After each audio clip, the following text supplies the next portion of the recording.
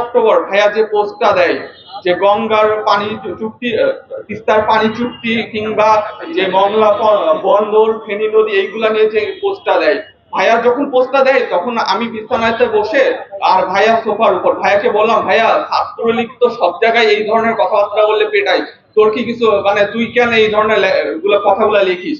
তখন ভাইয়া শুধু একটা কথাই বলছিল, দেখ সবাই হয়তো চুপ থাকতে পারে কিন্তু কাউকে তো কথা বলা লাগবে, আমি সেই জন্য বলি।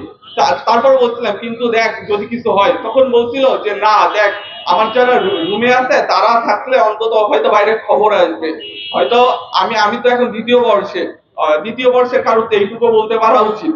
তো কিন্তু পরবর্তীতে আমরা কি দেখলাম যে আবরার ফাহাদকে যে শিবির ট্যাগ দেওয়া হইলো, তার যে মূল যে হোতা মূল যে এই শুরু করলো সে ছিল তার নিজের রুমমেট।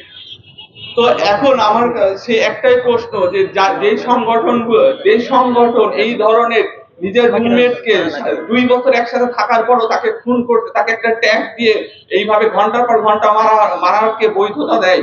ভাইয়া যখন 2011-তে মারা হচ্ছিল, সেই মিজান গেছিল ভাইয়ের রুমে, ভাইয়া তখন তাকে বলছিল ভাই আপনি তো আমাকে চেনেন, আপনি ওদেরকে বলেন যে আমি তো শিবির করি না। তখন সে উল্টা বলছিল আবরার আমি তো জানি তুই শিবির করিস, তুই সব স্বীকার করে নে তাইলে আর মারবে না। এরপরে আর ভাইয়া কোনো কথা বলে নাই। তো আমার প্রশ্ন এটাই, যেই সংগঠন এত নৃশংসতা এবং হত্যাকারীদের সৃষ্টি করতে পারে তাদেরকে কেউ কিভাবে ক্ষমা করার কথা বলতে পারে? আবরার ফাহাদ শুধু যে আমাদের শুধু যে 7 অক্টোবরের যে ঘটনাগুলো হয়েছিল গত 2022-এ বলি 2020-এ বলি, প্রত্যেকটা ঘটনায় দেখা যাবে যে হয়তো এই ধরনের একটা সভা সমাবেশ হয়েছে, এখান থেকে হয়তো এখানে থাকা অবস্থাতে যদি 1 বছর আগের পরিস্থিতি হইতো হয়তো এতক্ষণে ছাত্রলীগের আক্রমণ হইতো, অথবা দেখা যাইতো যে আমরা এখান থেকে বেরোইতে কয়েকজনকে আটক করা হইতো, তখন হয়তো আমরা অনেকে আসতামও না। কিন্তু সেই ভয়টাও আজকে আমাদের যে চলে গেছে, এটার কৃতিত্ব অবশ্যই আমাদের যে জুলাই বিপ্লবে যারা শহীদ হয়েছিল তাদের প্রতি।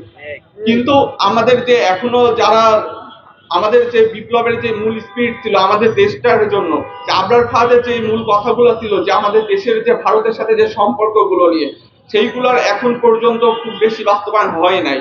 কিন্তু অবশ্যই আবরার ফাহাদের যে কথাগুলো ছিল, আমাদের যে পানি চুক্তি বলি কিংবা বন্দর চুক্তি বলি, এইগুলোর প্রত্যেকটা নিয়ে অবশ্যই এই অন্তর্বর্তীকালীন সরকারের কাছে আমাদের অনেক চাওয়া পাওয়া থাকবে।